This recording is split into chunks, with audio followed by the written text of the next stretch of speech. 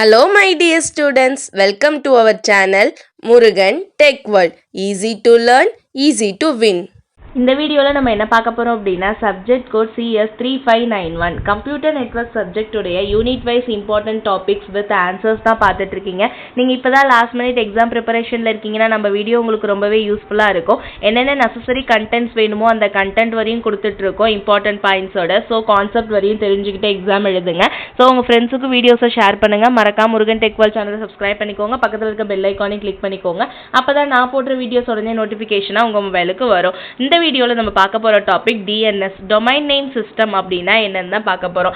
Name அப்படின்னா என்ன, இண்டிவிஜுவலாக யூனிக்காக ஒருத்தவங்களை ஐடென்டிஃபை பண்ணிக்கிறதுக்காக நம்ம வச்சுக்கிறது தான் நேம் அப்படின்னு சொல்லுவோம். அப்போ டொமைன் நேம் சிஸ்டம் அப்படின்னா இன்டர்நெட்டில் நம்ம ட்ரான்ஸ்ஃபர் பண்ணுற ஃபைல்ஸாக இருக்கட்டும், அந்த சர்வர் கிளைண்ட்டாக இருக்கட்டும், அவங்களை ஐடென்டிஃபை பண்ணுறதுக்காக நம்ம யூஸ் பண்ணுறது தான் இந்த டொமைன் நேம் சிஸ்டம் அப்படின்னு சொல்கிறது கம்ப்யூட்டர் நெட்வொர்க்கில். ஓகேவா, நம்ம ஹியூமன் ரீட் பண்ணுற மாதிரி இருக்கிறது டொமைன் நேம். ஓகே, அதுவே கம்ப்யூட்டர் ரீட் பண்ணுற மாதிரி இருக்கிறது IP அட்ரஸ். கம்ப்யூட்டருக்கு ஒவ்வொரு சிஸ்டமுக்கும் ஒவ்வொரு IP அட்ரஸ் இருக்கும். பட் அந்த IP அட்ரஸை வந்து நம்மளால படிக்க முடியாது.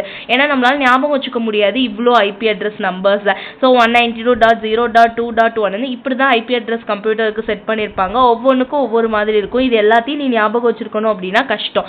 அதுக்காக நம்ம கொண்டு வந்தது தான் இந்த டொமைன் நேம் சிஸ்டம். இந்த டொமைன் நேம் சிஸ்டம் வந்து ஹியூமன் ரீடபிள் ஃபார்மேட்டில், ஓகேவா, நம்ம ரீட் பண்ணி கேரக்டர்ஸில் ஐடென்டிஃபை பண்ணிக்கிற மாதிரி ஃபார்மேட்டில் வந்து டொமைன் நேம் சிஸ்டம் வந்து இருக்கிறனால நம்ம ஈஸியாக ஞாபகம் வச்சுக்கலாம். ஹியூமன் இன்டர்நெட்டோட ஈஸியாக கம்யூனிகேஷனும் வச்சுக்கலாம். எந்த இடத்துல டேட்டா லொக்கேட் ஆகிருக்குன்னு அந்த லொக்கேஷனை ஈஸியாக ஐடென்டிஃபை பண்ணுறதுக்கு இந்த டொமைன் நேம் சிஸ்டம் ரொம்பவே யூஸ்ஃபுல்லாக இருக்கும். ஓகேவா, ஸோ இங்கே என்ன பண்ண போகிறோம், இந்த ஓவர்வியூ டொமைன் நேம் சிஸ்டமுக்கு பார்த்தோம்னா first domain name hierarchy. Domain name ஹைரார்கினா எந்த மாதிரி லெவலில் என்னோட டொமைன் நேம் வந்து இருக்குது அப்படின்னா மொத்தம் 3 லெவல்ஸில் என்னால் ஸ்ப்ளிட் பண்ண முடியும். Top level domain, second level domain, full level domain.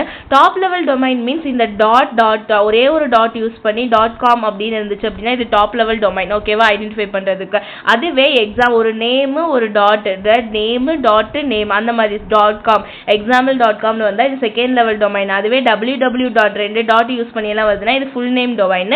3 லெவலில் வந்து என்னோட டேட்டா வந்து நான் பிரிக்க முடியுது டொமைன் நேம். ஓகேவா, நெக்ஸ்ட் DNS ஓட ரெக்கார்டு எப்படி இருக்குன்னு கேட்டிங்கன்னா நிறைய டிஃப்ரெண்ட் டைப்ஸ் ஆஃப் டேட்டாவை ஸ்டோர் பண்ணி வச்சுருக்கோம். ஓகேவா, டிஃப்ரெண்ட் டைப்ஸ் ஆஃப் டேட்டாவை ரெக்கார்ட்ஸ் வந்து ஸ்டோர் பண்ணியிருக்கு. ஸோ இந்த DNSல எந்த மாதிரி ரெக்கார்ட்ஸ்லாம் இருக்குன்னு கேட்டிங்கன்னா ஃபஸ்ட்டு A ரெக்கார்டு அப்படின்னு இருக்கும். A ரெக்கார்டு அப்படின்னா என்ன, IPv4 அட்ரஸ் மட்டும் யூஸ் பண்ணி வச்சுக்கிறது A ரெக்கார்டு அப்படின்னு ஸோ அடுத்து பார்த்தோன்னா AAA ரெக்கார்டு அப்படின்றது map a domain name to the IPv6. IPv4க்கு நம்ம யூஸ் பண்ணுறது A ரெக்கார்ட். 4AA ரெக்கார்டு வந்து IPv6 அட்ரஸ்க்கு.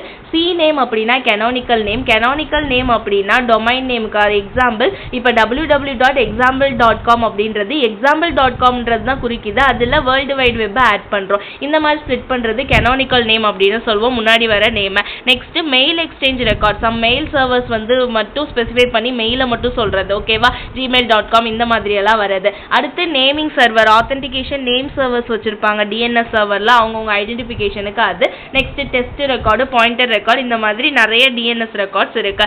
நெக்ஸ்ட் DNSோட query ப்ராசஸிங் எந்த மாதிரி இருக்கும் அப்படின்னு சொல்லிட்டு கேட்குறாங்க.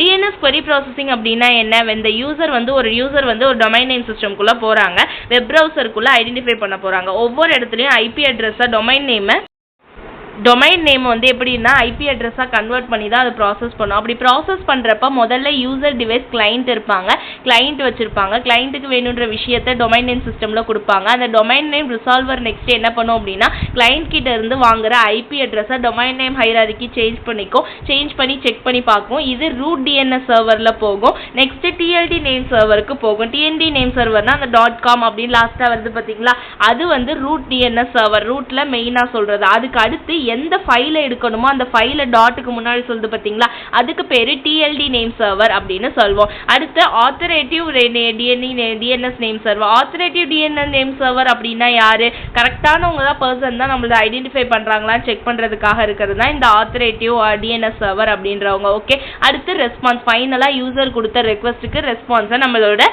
DNS சர்வர் வந்து அனுப்பிச்சிடும். ஓகேங்களா, இந்த அடுத்து ஃபைனலாக கேட்சிங் அப்படின்னா என்ன, நம்மளுடைய லோடெல்லாம் ரிடியூஸ் பண்ணிட்டு எவ்வளோ வேணுமோ வேணுமோ அந்த லோடை ரிடியூஸ் பண்ணி எனக்கு வேணுன்ற கரெக்டான விஷயத்தை மட்டும் நான் கொடுக்கறது. டைம் டு லைவ் அப்படின்னு சொல்லுவோம். அந்த இடத்துல என்ன பாயிண்ட் வேணுமோ அந்த ரெக்கார்ட்லேருந்து அந்த பாயிண்ட் வரையும் நான் எடுத்து கொடுத்துட்டு மற்றதெல்லாம் நான் டிஸ்கார்ட் பண்ணிடுறது.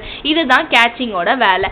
இதில் என்னெல்லாம் டைப் ஆஃப் டிஎன்எஸ் சர்வர் அப்படி இருக்குன்னு கேட்டிங்கன்னா, ஃபஸ்ட்டு டிஎன்எஸ் ரிசால்வர் இருக்காங்க. அது என்னன்னு ஐடென்டிஃபை பண்ணுறதுக்கு கிளைண்ட்டோட பொசிஷனை ஐடென்டிஃபை பண்ணுறதுக்கானவங்க டிஎன்எஸ் ரிசால்வர். அடுத்து ரூட் டிஎன்எஸ் சர்வர் இருக்காங்க. இவங்க ஹையஸ்ட் லெவல் டிஎன்எஸ் சர்வர் அப்படின்னு சொல்வோம். அதுதான் அந்த .com அப்படின்றவங்க. அடுத்து டிஎல்டி நேம் சர்வர் இருக்காங்க. அவங்க டாப் லெவல் டொமைனில் யாரெல்லாம் இருக்காங்கன்னு செக் பண்ணுறவங்க.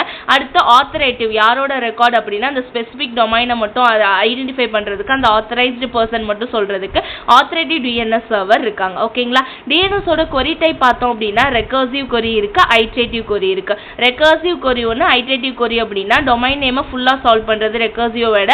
ஐட்ரேட்டிவ் வந்து சம் சால்வ் ஆஃப் கொரியை வந்து சால்வ் பண்ணும். நெக்ஸ்ட்டு திரும்ப அதையே வந்து சால்வ் பண்ணிகிட்டே வர்றது வந்து ஐட்ரேட்டிவ் கொரி அப்படின்னு சொல்லுவோம். அடுத்து செக்யூரிட்டி கன்சிடரேஷன். என்னெல்லாம் செக்யூரிட்டி கன்சிடரேஷன் நடக்கும் அப்படின்னா கேட்சி பொசிஷனிங். ஓகேவா? கேட்சி பொசிஷனிங் அப்படின்னா டிஎன்எஸ் ஸ்கூப்பிங் அப்படின்னு சொல்லுவோம். அடுத்து டிஎன்எஸ் செக்யூரிட்டி எக்ஸ்டென்ஷன் நடக்கும். தென் டெனியல் ஆஃப் சர்வீஸ் நடக்கும். ஓகே, இந்த மாதிரி செக்யூரிட்டி கன்சிடரேஷனும் டிஎன்எஸ்ல இருக்கு. ரொம்பவே சிம்பிள் ஒன்று தாமா டிஎன்எஸ் அப்படின்றது. ரொம்பவே ஈஸியான ஒன் டொமைன் நேம் சிஸ்டம். வாட்னு உங்களுக்கு நல்லாவே தெரிஞ்சிருச்சு அப்படின்னா ஈஸியாக எழுதிடுவீங்க. அதோட ஸ்ட்ரக்சர் என்ன, கீ கான்செப்ட் என்ன, என்னெல்லாம் ரெக்கார்ட்ஸ் யூஸ் பண்ணுவோம், ஹைரார்கி எப்படி இருக்குது, எந்த மாதிரி டாப் லெவல் டொமைன் இருக்குது, இந்த மாதிரி எழுதினா மட்டும் போதும். ஓகேவா? என்ன கீ கான்செப்ட் வேணுமோ அதை மட்டும் ஞாபகம் வச்சுக்கோங்க. மறக்காம முருகன் டெக் வேர்ல்ட் சேனலை சப்ஸ்கிரைப் பண்ணிக்கோங்க. பக்கத்தில் இருக்க பெல் ஐக்கானையும் கிளிக் பண்ணிக்கோங்க. அப்போ தான் நான் போடுற வீடியோஸ் உடனே நோட்டிஃபிகேஷனாக உங்கள் மொபைலுக்கு வரும். Stay tune. நெக்ஸ்ட் வீடியோவில் நெக்ஸ்ட் டாபிக் பார்க்கலாம். தேங்க்யூ.